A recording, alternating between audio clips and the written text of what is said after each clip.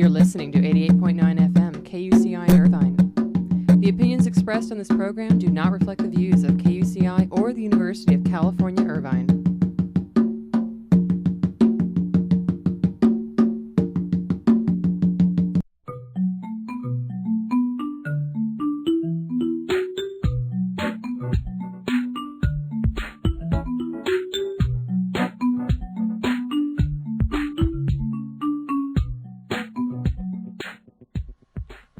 Hi there, you're listening to Get the Funk Out. I'm your host, Janine. I'm here every Monday at 9 on KUCI 88.9 FM.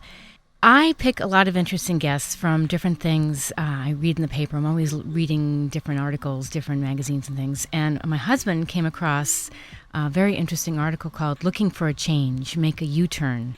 He, put this across my desk. He said, "You gotta check this out." And I looked up this woman, and her name is Dr. Nancy Irwin, and I'm so excited to have her on the show this morning. I want to tell you a little bit about her. She's originally from Atlanta, where she trained as an opera singer.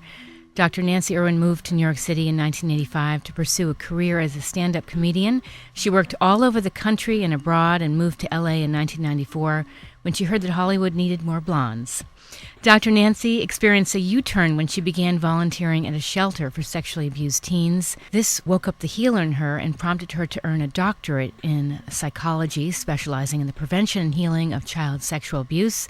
She now treats victims as well as abusers, for it is her belief that the best way to help victims is to help the perpetrators. Dr. Nancy has a private practice in LA. She co-leads group therapy sessions for sex offenders and is also a busy public speaker. A media expert, she extensively is quoted in newspapers and magazines and frequently appears on radio and TV shows. She is also a diplomat in the American Academy of Experts in Traumatic Stress, a member of the Southern California Society of Clinical Hypnosis, and sits on the Education Committee of the California Coalition on Sexual Offending. So it's my pleasure to welcome to this week's show Dr. Nancy Irwin. Hi, Nancy. Good morning. How are you? I'm excellent. I love your bio. That's pretty funny that Hollywood needed more blondes. There you go. I love it. So I don't know if you heard my intro, but yeah, I look at a lot of different things in the paper and always interested in finding interesting guests for my show. And I came across your article. My husband said, "You should read this because you're recently featured at the Women's Sage Reinvent Yourself group." Uh-huh. What was that all about? A journalist at the OC Register interviewed me for, I can't even remember what the issue was now, something about parenting, I suppose. Okay. And then she said, I started this nonprofit group, Women's Sage. She said, you'd be great to speak there. Nice. So she set that up. So that's how that, we came to meet, you and me. And I love your book title, U-Turn, Changing Direction at Midlife. Yeah, because you do the turn. You make the change. Absolutely. Absolutely. Tell me about that book. Well, it came about because I was age 44 when I decided to make a change in my life. I had an epiphany. I was a fairly successful stand-up comic. I certainly wasn't a household name, but I was making a living, which is sort of a minor miracle, I suppose. I was FMC at the Melrose Improv here in Hollywood, working with the likes of, nobody you ever heard of, Jerry Seinfeld, Ray Romano. Oh, come on. And having a good time. But when you're a comic, you only work about 30 minutes a day. So I was bored, had a lot of time on my hands, and I started volunteering at a shelter in my community for sexually abused teenagers. I absolutely fell in love with it. That waked up the healer in me and actually allowed me to start healing from my own adolescent abuse. And over the course of a few weeks or months, I do the clubs at night, the kids by day, and it just hit me, you know what? This is real life. Sure. I had been so narcissistic, because when you're a comic, you are your product. Right. So everything was about me. How's my hair? Who's in the crowd to see me and get me a TV deal? And, it was all about me. And here were kids, pardon my language, but getting knocked up by their pimps. They were hooked on drugs. Yeah. They were suicidal. And I'm like, this is real life. I can make a difference. And the scale tipped. And that prompted me to go back to school and earn my doctorate in psychology and specialize in the field of sexual abuse, recovery, and prevention. Look at that. Unbelievable. Yeah, and I just didn't regret it at all, leaving comedy. It was a very natural letting go. It was like a great party, and I knew it was time to leave. And that's what I always tell people. When it's your time to leave, it won't hurt. Right, right. What's interesting, and I can relate to this, is that if you could turn the clocks back, you probably would still have done the comedy because it's added to who you are today and layered you as a person. Absolutely. And I always tell people, everything is a transferable skill. My stage skills, if you will, my humor, all of that serves me. I do a lot of media, expert witness, and I do a lot of work with the media, interviews and on television, radio, et cetera, and I love that. And that's because I learned to think so fast on my feet in comedy, right. And I use my humor even in the clinic, when it's appropriate, of course. But those are skills that absolutely serve you no matter where you go. Absolutely. I really agree. And I'm also a firm believer that it's never too late to try something you've always wanted to try. And, you might look at somebody and go, I always wanted to learn improv or learn comedy. Yeah. And I found myself in a situation, I was emceeing an event. I use my improv skills. You have to think on your feet. You just got to be, you might see a cute little kid walk by and you're right in the middle of something going, wow, I love your shoes. And, you just kind of blurt that out. And that's what makes it natural and real and funny. And you're not trying to be, but just real. Absolutely. That loosens you up. And so many careers require some degree of public speaking. Right. I do a lot of clinical hypnosis, a lot of therapeutic hypnosis. And one of the main things people come in for is to work on the fear of public speaking. Oh, interesting. That report came out a number of years ago now, but it said the greatest fear people have, they did a poll, and it was fear of public speaking. Before death, yes. More people are afraid of speaking in public than they are of dying. Absolutely. I agree. That serves a lot of people. And comedy, whether you're going to do anything with it or not, try it. Right. Go to an open mic night. What do you have to lose? And if you could ask people, I always think, why are you so afraid of this public speaking? Well, you don't want to look stupid. Right. That's really what it comes down to. I don't want to look stupid. But here's the thing. We're only born with 2 innate fears. Every baby is born with 2 fears. And then we've had these since the beginning of our caveman ancestors. Okay. And that's the fear of falling and the fear of loud noises. Interesting. All the other fears are learned, including fear of public speaking and fear of midlife crisis, fear of making a change in career, fear of auditions, interviews. All of that stuff was learned. Mm-hmm. And whatever we've learned, we can unlearn. That's so true. Yeah. That's so true. I took a workshop this past weekend. I'm a voiceover actress. I love this class. And it was with Elaine Craig of Elaine Craig Casting, and she said, remember this, you're all capable of greatness. Yes. And you have to say that to yourself. It's true. You have to, because we forget that. We're all born, certainly some of us are born with greater IQ power, more talent, more athletic prowess. Of course, it's an unequal world there. However, we all are born with the same amount of personal power and the choice to be the best we can be with what we've got. Right. Absolutely. Absolutely. I think there's a Martin Luther King in all of us. There's a Gandhi in all of us. Yes. And I'm not bringing down or demeaning their talents or gifts at all. Right. I'm just saying they would be the first to say that is available to everyone. It's a choice. It's just they didn't get shut down. And Lord knows people tried to. Absolutely. But they didn't give up. Also in life, I find that you have the power to let negativity impact you or to not. So, if somebody says something hurtful, you have the power to either, ignore it or to really take it in and believe that you are that person that they're telling you, negative or not. Yeah.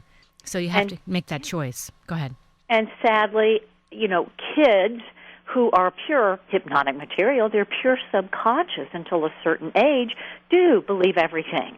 Yes. And whatever's said to them, God forbid, they have parents who demean them, criticize them, or make them think they're a victim of their gender or their color or the side of the tracks they were raised on. Those kids, that gets deeply imprinted in that cement of the subconscious mind. Yes. And that can become a self-fulfilling prophecy. This is the work we work to undo in the clinic, of course, but that's, what happens to people. Absolutely. So tell me about your book. U-turns. Well, again, I was 44 when I left comedy and went back to school to earn my doctorate, and so many people around me were saying, "Oh my God, I can't believe you're doing that. At your age, I could never do that." And I'm like, "Well, then you don't have to." Right. This is me. And they're like, "How old are you going to be when you complete it?" And I'm like, "Well, same age as if I don't." 104. Exactly. I was 48, 49 That's great. when I finished my doctorate and opened my private practice. So That's great. most of us boomers are going to live to be 100 years old, so I still got like 50 years to practice. Awesome. So I was kind of, I guess, almost insulted that people thought, that I was some sort of freak of nature. And I'm like, if I can do it, anyone can. That's right. It takes time, energy, and money, and focus. Right. But, other than that, what's to stop me? Absolutely. So I started collecting stories of other people who made major changes in their life in middle age. And you wouldn't believe the stories that started coming through. I just put out the word, started looking in newspapers, magazines for things like this. And so every story in the book has a story behind it of how I found them.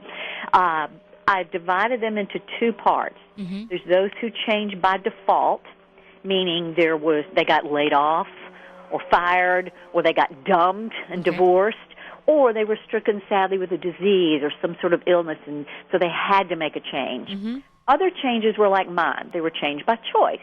I was just bored, or something happened to come up in my life that, really turned me on to it, so I made my change by choice. Okay. Either way, they can still be incredibly empowering stories. That's great. So a woman, one of the most powerful stories in the book, and they range from simple to dramatic, because some people's changes are very simple. There was a guy who was a handyman, and he was tired of working for the man in corporate America, so he just went out on his own and started his own business, and infinitely happier. Nice. There was a board secretary who went to get her real estate license, and she's now a very successful real estate broker, even in this economy. That's incredible. Some of the other dramatic ones were, a woman who was a housewife and mother of 3 discovered she was a lesbian. So that's a powerful personal change, of course, and deliriously happy now. That's great. Another story, a woman, this one is rather sad in the way it started, but she was a suburban housewife of 8 children. Sadly, one committed suicide in college. She'd had a severe mental disorder, so it wasn't a complete surprise, but of course tragic nonetheless. Yes. Well, the mother and her husband went to the girl's dorm to clean out all her stuff, and they discovered she had been donating money to an orphanage in India. And she was just kind of flummoxed. I mean, the money was okay. That didn't consider. She was like, why was my daughter attracted to orphans in India? Right. So something compelled her to fly to India and check out this orphanage, and what a U-turn it made for her.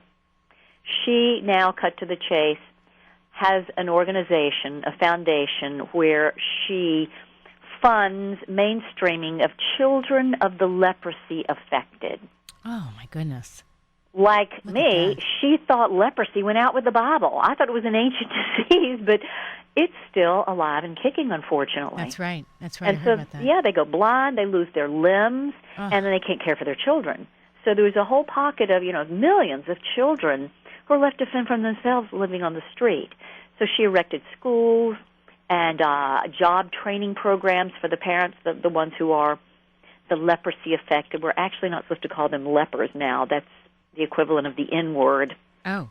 Yeah, interesting, huh? Interesting. The leprosy affected is such a stigma, and it's really like a slur. So the leprosy affected. So that was an incredibly dramatic story. Interesting. By the way, for those just tuning in, you're listening to Get the Funk Out. I'm your host, Janine, and we're joined with Dr. Nancy Irwin. Now, the theme of my show, because it is Get the Funk Out, what suggestions would you share for people that are in a funk? I mean, how is it possible these people who have made these U-turns were able to do that? Well, first of all, when people are in a funk, take that as a good sign. That means there's a signpost saying something's missing. There's something else for you that, of course, is going to be terribly exciting when you move past any fear or anxiety or any of the social stigma that, well, what is the matter? You shouldn't be in a funk. You have everything to live for. Well, you're in a funk for some reason. There's something missing. There's something waiting to be expressed inside of you, and when you take the time to go within and discover what that is, it's magical. Sure. Absolutely freeing, and it's worth any of the pain you're going through now. So bless the funk. Embrace the funk. Embrace the funk. Instead of get the funk out of here, Yeah. it's like get the funk in here. Mm-hmm. So you go within and begin to discover what it is you want to express. It's kind of like you have to go through that funky period to find yourself. Absolutely. Yeah. Absolutely. Mm-hmm. The same thing with depression. People think, oh, it's so horrible, shameful to be depressed. It means something is not working in your life. Right. Again, it's a signpost with neon letters saying, attend to this, change this, fix this. Just like a light in your car that tells you to get a tune-up or change the oil or whatever it is. If you ignore that, what's going to happen? I know. It's going to get worse. Yes. Well, your psyche's the same way. So anytime you're experiencing a negative sensation, depression, a funk, anxiety, take that as a clue to look at that sign, go to an expert, like a car mechanic, go to a therapist, a spiritual advisor, or just within yourself.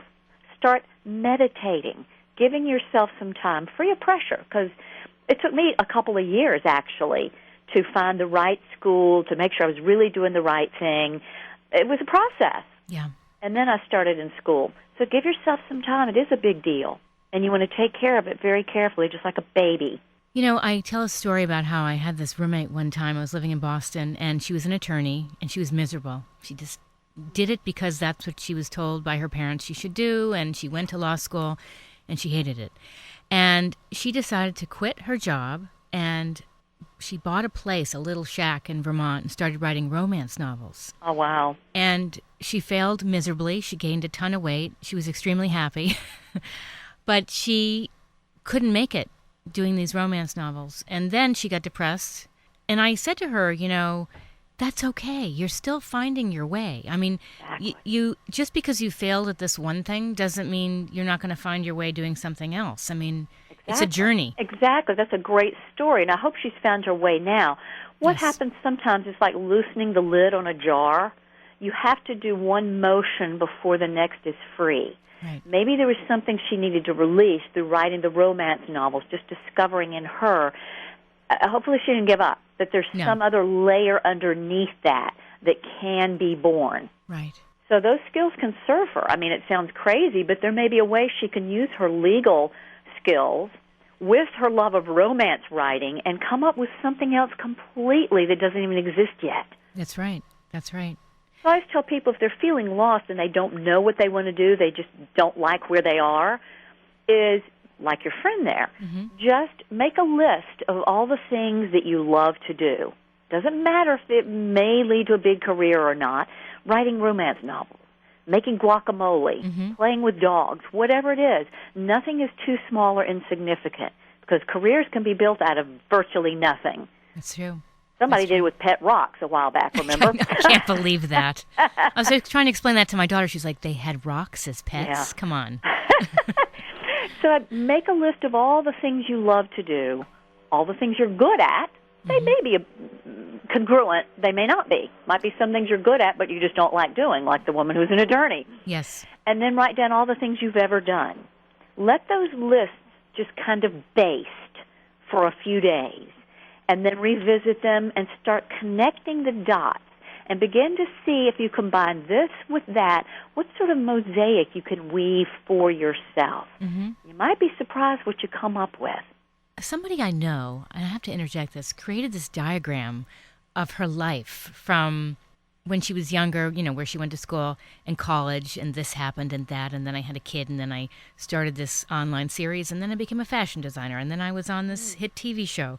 And this diagram of life is really interesting. I think we should all do it because it makes you realize, you know, it's okay that things haven't gone in this one path, kind of straight line. Linear direction. Right, exactly, and makes it very interesting. The one thing I would have to say that has helped me when I've been in funks, especially when I was younger, was to take classes and do things that I always wanted to do I think I'd mentioned this offline. I love pottery, and I was going through a tough time, so I would throw clay at the wheel, and I'd make things, and it was actually very cathartic. And then I would talk to other people in the room, and that led to nothing, but it kind of helped me during that time. Absolutely. Those things, it's getting your greases, your wheels greased in your brain when you do something that's kind of mindless, even though it is creative and expressive. Right. That can loosen up other things inside of you. So never, ever discount that. Yes. And that's another thing you want to do in addition to making the lists that I recommend. You want to, first of all, take care of your health. Mm-hmm. When you're going through something, you're going within and you're trying to make a change, of course, our health is our foundation for life. Without that, nothing else really matters. Sure. So take care of your health. Embark on, if you're not already on, a fitness regimen. Mm-hmm. Eat healthy, monitor your alcohol, caffeine intake, all those things. Get out in nature. Bond with either children or animals or nature, something that is natural. It's a very real part of all of us, and we've tended as a culture to get away from that. I know. We're so technologically oriented. So get in touch with something in nature. Your spiritual path, if you have one. Take care of those things and make sure you have a strong, positive support system around you, people that are very positive and encouraging rather than the naysayers. You're too old. You can't do that. What are your chances? You want to stay away from those people. Right. Because that energy will only, increase your fear. Yes. And you're in the process of overcoming that fear. So true. And make you doubt yourself. Yeah. And then journal. Explore. Play with those lists. Read empowering books. Look at people that you admire, whose life you would like yours to be like, even if it's in a different profession. Begin looking around, finding your own models to aspire to. And then very important, go within. Meditate. Mm-hmm. I always say if you don't go within, you might go without. It's so true. Begin listening to your inner voice. It may take a few weeks, months, years to be able to really listen to what you want inside because, again, from the moment we're born, we're all pretty much hypnotized by societal messages. And so that's the beauty of going within. You're forced to turn down the din of the world and listen to that small, quiet voice within you, which is never, ever wrong. Unless it's the critical negative voice. If you hear, you can't do that, you shouldn't do that, then that's the critical voice that has been imprinted upon you. You want to let that pass. It will. It's like tumbleweeds. It's going to begin rolling on down the road. It may take a while to clear that all out. Right. But your inner voice, what your purpose is always, always positive, loving, and generally very, very simple. Mm-hmm. And I also say surround yourself with people that are not toxic, that are supportive of you no matter what you want to do. Exactly. You know? We don't want to judge them because we've all got family members that are like that. Yes. And you know what? Their intention is probably good. They want to spare you from failure, embarrassment, etc., or they're projecting their own fear. Yes. So, but you want to just, be sort of neutral and that's your truth. My experience is a little different. Right. And then go on your own path anyway. So true. So true. So I'd love to talk a little bit more about your book. We're going to break in a few minutes, but your book, U-Turn, Changing Direction in Midlife, did that book just come out? 2008. Oh, it's been out a while. I didn't realize Yeah. that. Okay. You've been basically featuring that book. Where have you talked about it? Everywhere, right? CNBC and different shows. Anderson Cooper, maybe? Absolutely. Okay. Absolutely. Lots of shows, a lot of radio shows, in print with the New York Times. Beautiful. Cosmopolitan. Yeah, it's fun. That's a whole other career itself, just, advertising your book, which is fun. I enjoy it tremendously. What has been the take on the book? Have you found that people have been contacting you saying, wow, Nancy, you really have helped me so much? I mean, you really struck a chord here. Oh, thank you. I do get emails from people. I've got a website, makeauturn.com, and I encourage people to send their stories because hopefully at some point we'll be able to write a sequel. Nice. And it's probably going to be a collection of over 50 stories of people over 50 who made amazing changes because the first one is a collection of over 40 stories of people over 40. Nice. So now we're going to age it a little bit because some of the stories, there was a woman who was 69 years old who went to law school. Really? Yes. Look at that. Actually made history because she had a disability. She was hearing impaired, and the school she went to would not accommodate her. What? Yeah, unbelievable, isn't it? I'm not even going to say which state it's in. Terrible. But so she made a big stink and cut to the chase. She brought the law in, and she sued them, and now they have to honor anyone with that disability to allow them to sit in the front of the room. Good for her. So she made history at the law school before she even was an attorney. Oh, my gosh. Look at that. Amazing. Look at that. Yeah, multiple U-turns. So tell me, why do you think they resist this change to U-turn? Because they've been trained to believe that it's impossible, it's too late. Society, sadly, puts out that message. Mm-hmm. You know, when you're 18, you should decide what you want to be when you grow up, go to college, major in that, get that job, and then retire at 65 with a gold watch. Yeah. Well, those days are gone. That's old school thinking. And while that can work for some people, there's certainly nothing wrong with that. A lot of people at age 5 know they want to be a doctor. They go to med school, and they have a long, illustrious career, and that's great. But that's only one path to happiness. There are plenty of paths to happiness. Yes. Look, I was an opera singer first. That was my background. I was going to ask you about that. Could you talk about that? Yeah. I grew up in Atlanta, which you can probably hear. Yes. And, oh, my God, I love opera. I wanted to be Joan Sutherland, one of the greatest divas in the world who just passed away. I wanted to be the next Joan Sutherland. I got a bachelor's and a master's degree in opera performance. And I am a good singer, but I'm not great. The voice wasn't big enough for big-time opera. Mm-hmm. And I didn't just want to teach. And I discovered along the way there were other things I enjoyed about being on stage besides just singing opera. I had a natural flair for comedy, and things like that. So then I changed my shingle to, guess what, stand-up comedian, an actress. And I did that for about 10 years until, as you've already heard, I had my epiphany and got turned on to becoming a therapist and working in the field of sexual abuse recovery. That's amazing. I think I'm in this for life, but you see, that also was a transferable skill because I work with a lot of creative artists. So I understand, from a musical background and a performance background, I'm easily able to work with all of these creative artists in Hollywood.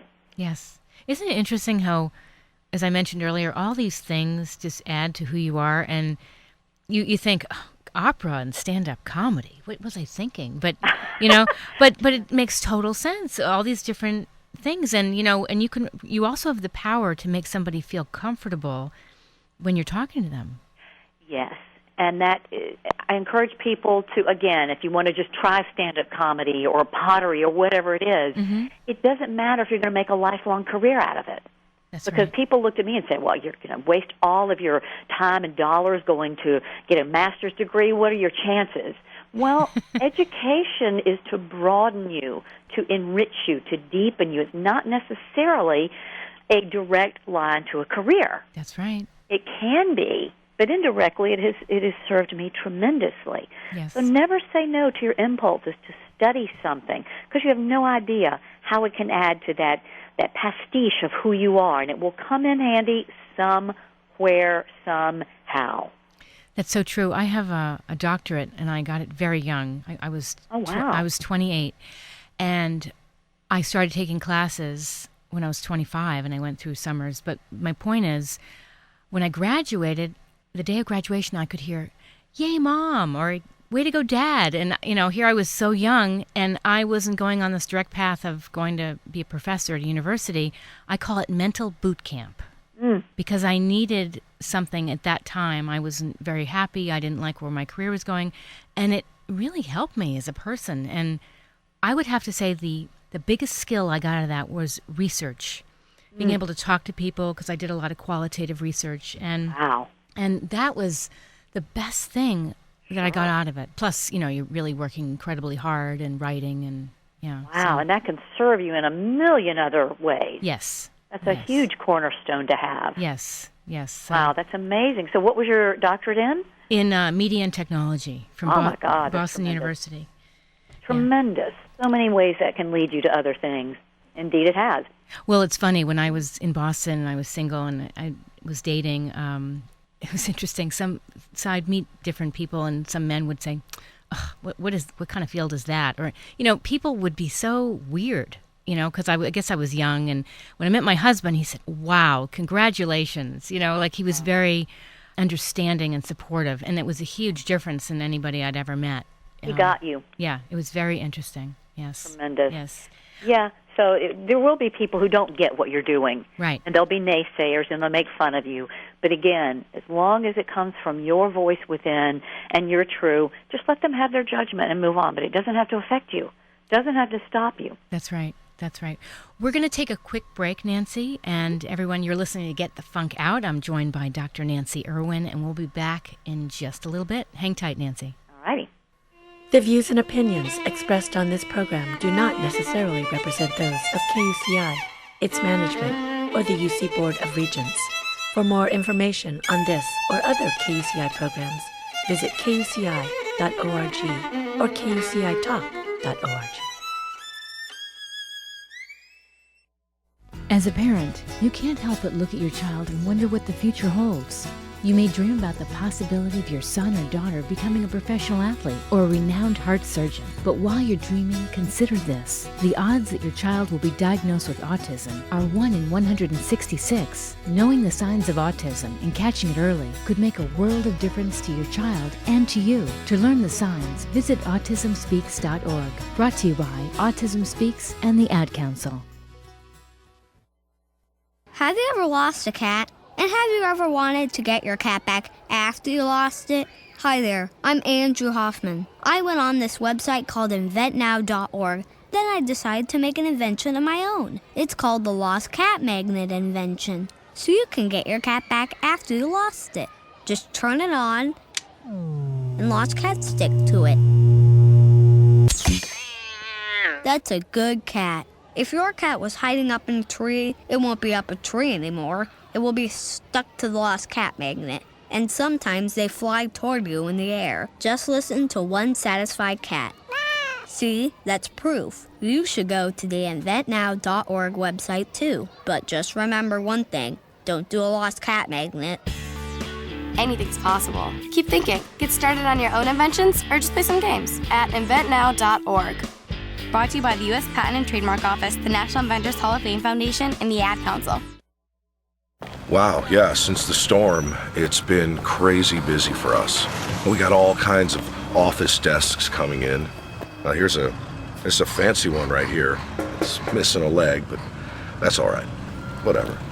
Washers and dryers from a laundromat. Oh, wow, and check this out. Another deep fryer. And I'm not sure what this doohickey is.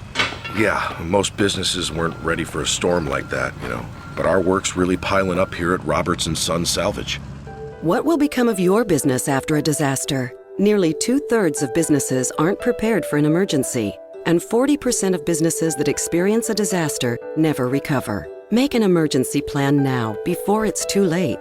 For a free online tool that helps you develop an emergency plan to keep your business up and running should disaster strike, visit ready.gov/business. Brought to you by the Federal Emergency Management Agency, the American Red Cross, and the Ad Council.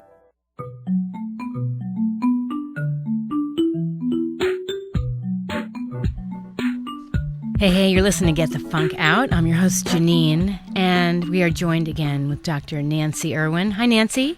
Hey, I'm here. I'm here. This is a great way to start a Monday. I know. Great way to start the week with positive energy. Absolutely. I think we're always doubting ourselves and wondering, okay, should I be doing this? Should I be doing this sudden change in my career, trying this new thing? People think I'm nuts, but, go for it. And you just mentioned a word that I think should be a 4-letter word, and that's should. Right. As the late, great psychologist Dr. Albert Ellis said, you're shoulding all over yourself. Whenever you hear, I should not this or I should be that, where's the power? It's out there. It's someone else's dictates to you. I shouldn't do this. Why? Right. Because these people say so. You want to cross out, the slash mark whenever you hear yourself think, I should be blah, blah, blah. Cross that out and say, I prefer to, or I choose to blank, blank, blank. I like that. Much more empowering because that comes from within you. And that's where powerful people operate from. If we listen to the voices of others, we'd be dead or stopped. We'd never get out of bed half the time. And that's where all the doubt comes from. It's either a teacher or a parent or somebody put us down and made us think we were less than. So true. And it's a lifelong process of constantly, but it gets easier, of course, of battling those voices, because we're all going to have negative, anxious, doubting thoughts till the day we die, because we're human. Mm-hmm. We're not robots. However, you do have an amazing awareness to be able to manage those negative thoughts rather than letting them run your show. Wow. And that's where Great personal advice. power comes from. Yes. Let me ask you something. Is there really a so-called midlife crisis in your 40s? I'm glad you asked that question, because that's another four-letter word, crisis. Who says it has to be critical? Yes, it is a time of looking around, because the middle point of any process is a time when you review, you see how far you've come, how far you had to go, look at the middle of the year, the middle of the afternoon. It's natural to pause in midlife when you see your parents passing away, your children growing up, to begin fully aware of the big picture of things. This doesn't have to be scary or negative or horrible. Mm-hmm. It's a wake-up call saying, okay, you want to keep going in this direction, or you want to make some changes? Interesting. Yeah. So just looking at the word crisis, midlife crisis, is just such a horrible way. How about calling it a midlife awakening? I like that.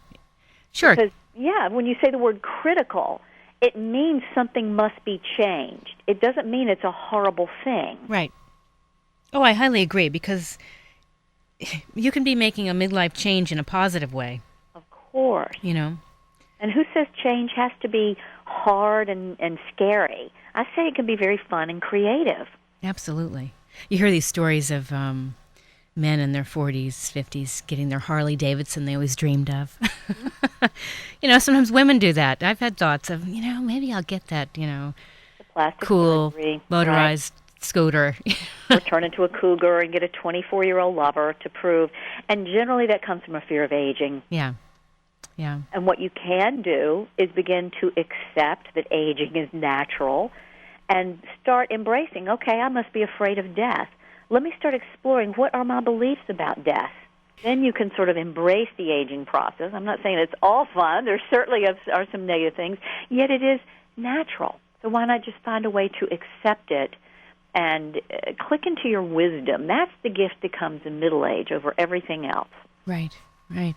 It's interesting I'm from the East Coast, but living here in California, everything is looks. Yeah. A lot of the times they're looks, and being in the voiceover industry, I remember going to a big acting seminar in LA at a convention center, and I was sitting in this workshop where a casting director was analyzing people's headshots, and he was so mean. He was saying, he'd say, so-and-so, stand up, and he'd say, wow, you look a lot older in this picture than you do in real life. You probably want to think about changing your wardrobe. And really harsh stuff. And then afterwards, I was talking to this woman, and she said, you know what? It doesn't matter if you show your crow's feet. She said, that's your, I forget how she put it, but it was like, that's the sign of wisdom. And you should cherish those lines, because those are signs that you're growing in all the great things you've been through. Absolutely. I'd love to see, I have no shame about sharing my age. I'm 56. Okay. And I feel like I'm the best I can be. I take care of myself. And I wish more people, especially women, especially in this town, would start being proud of their age instead of ashamed of it and hiding it like it's a horrible thing. Right. First of all, you can't help it. And as they say, there's only one other alternative. So why not be proud of it? And so we can turn around this ageism and start being proud of it. So true. No, we're afraid to look old. We're afraid of, aging and lines and wrinkles and all that other stuff. Yeah. Well, sometimes it really, like you said, it shows character. Mm-hmm. And I think the more that is not hidden and the more it is positively reinforced, we're going to get used to it. Just like in the fashion industry, when a new trend comes out, it looks horrible at first. Right. And then within a few months, you're out there buying it. So it's the familiarity because it's been positively reinforced. That's right. Why can't we do the same thing with older faces in the media? I know. Wouldn't that be nice? Yes. Why not? I'm not a big fan of Botox, and I don't know. I just don't believe in putting botulism in my body. My personal opinion. Me either. I think at some point they're going to find out that might not be the best thing because it's not nice to fool Mother Nature. Yeah, I can agree. Taking things out, sure, but putting things in, not so much. I know. Plus, they look frozen. It's just fake. It's like so robotic and Stepford wife looking to me. Yes. And, I had this incredible guest on my show. She was featured on the Yahoo homepage, Cindy Joseph. She's a Ford model, and she was saying how she started going gray really young, and she said, I decided not to fight it. She's gorgeous. And she was walking down the street, and her last patch of dark hair was just about covered by all this gray, and she cut off the patch of dark hair, and she walked down Fifth Avenue, and she was stopped by somebody. She thought it was a joke, and the woman said, I'm from the Ford Modeling Agency, and you're stunning. And she says, come on, who put you up to this? And she full head of beautiful silver hair, and she's the happiest she's ever been. Beautiful. Yeah. I love that. Yeah. So beauty comes in many, many shapes and sizes and colors and presentations. Yes, absolutely. How do you think we can help our partners, our loved ones, when they're going through this so-called crisis? By being positive and encouraging. Because if you dissuade them, either they're going to stop and there's going to be something missing and resentment will build, which acts as a cancer to any relationship. Right. The only way first of all, if you want to make a change and your partner's not being supportive, if they're putting you down or being critical, you might want to look at if that relationship is really serving you. Interesting, yes. I'm not saying dump them right away, right. But maybe go through a process and ask them to be supportive and let them know that this is your heart, your soul, your purpose, and you need them to be in your corner and supportive. And if they really can't be, then, maybe that relationship, maybe you've outgrown it. Mm-hmm. Maybe that's the U-turn that needs to be made. How does this whole thing affect kids? Well, first of all, when it's done with support, when the U-turner is inviting the kids to support them and help them out, mm-hmm. I think it could be a profoundly brilliant lesson for kids to get. First of all, it gives them the freedom to explore different avenues and know that nothing is closed off forever. Right. That when they're older, they can make a change too. So it's training them to be flexible, open, supportive, encouraging, and adventurous. I was going to say, take chances, try something you might not thought, Yeah. What better lesson to give your kids than the freedom to make a change? A lot of times I'll have my kids, I have a recording studio at home, and I'll have them go into the closet area and close the door, put the headphones on, and I have them do commercials. Nice. And it is adorable. I have some since they were little, and it's great seeing how they have this great ear for it, and they know, not every mommy does this. Nice. It's cute.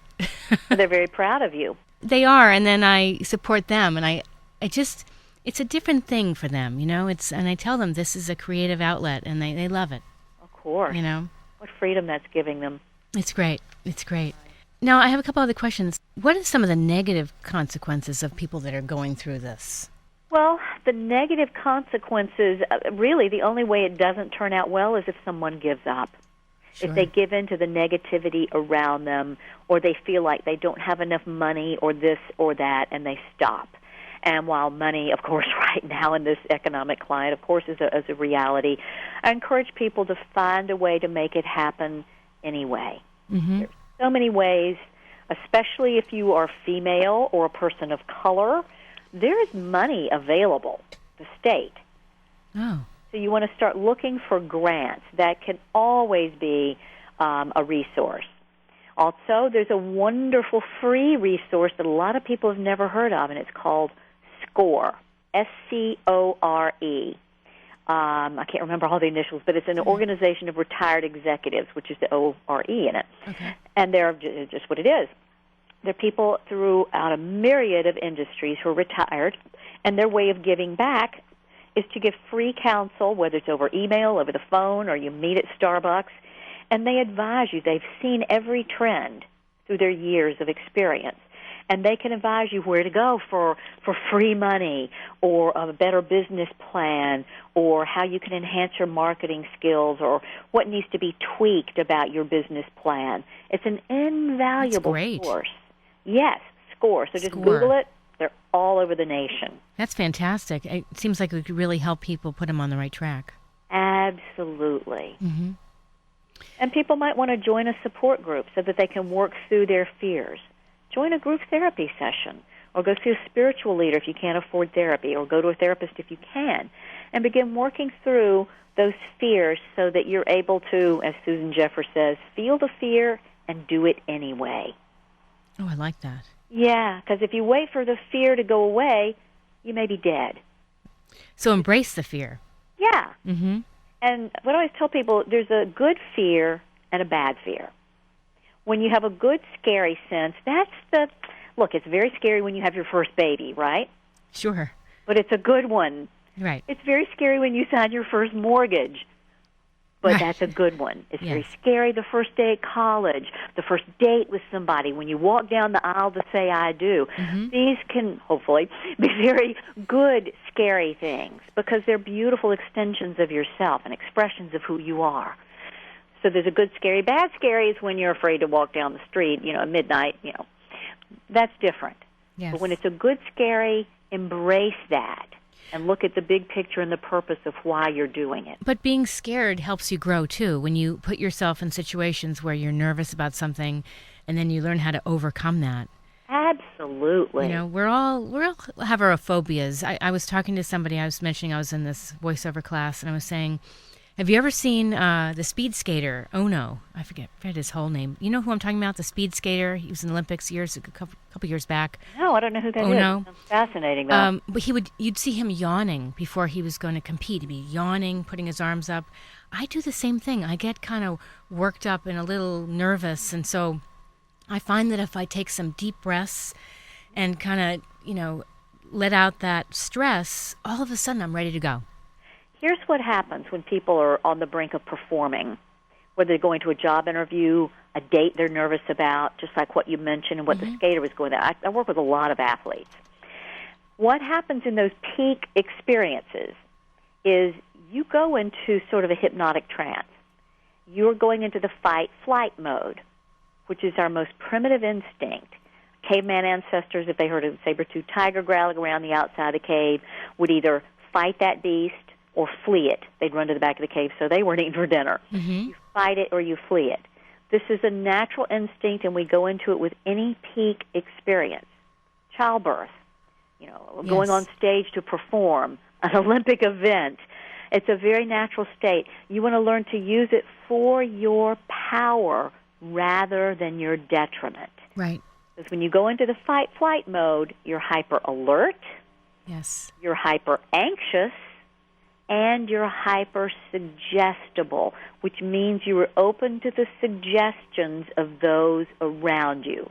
If you're around negative people saying, oh, my God, you're going to lose, he's a better athlete than you, or you're never going to make it, then that is a suggestion. And when you're in this powerful state, you can take that suggestion, and that can become a self-fulfilling prophecy, and you will fail. That's so true. By the way, it was Apollo Ono. What a great name. You've probably seen him or look him up. Sure. But he would always yawn. And I just saw something on Friday about this Australian sprinter. She did this cool little sexy dance right before she was going to compete. And even baseball players, they do that all the hand signals and they touch this and that. And, when you watch baseball? Sure. So it's okay to have a little thing going on if that's what's going to get you up and ramped up to go. Absolutely. You want to use that state, again, for your power, not your detriment. Yeah, I love that. If somebody is, unfortunately, in an accident and they're laid out on the side of the road, when the paramedics come, that person is in fight-flight. Do you think the paramedics, and of course they're trained this way, do you think for 1 second they would say to the victim, oh, my God, she's bleeding out, you're probably going to die?